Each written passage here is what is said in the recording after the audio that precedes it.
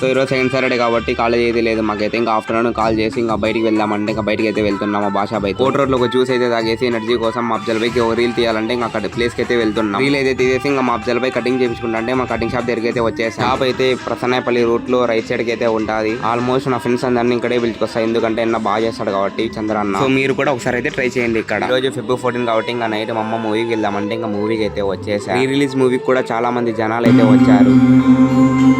ఈ మూవీ వచ్చినప్పుడు ఇంకా నేను పుట్టలేదంట మా అమ్మ అయితే చెప్పింది. ఇంకా నాకైతే ఇంకా అందుకని మూవీకి అయితే వచ్చేసా చూద్దామని.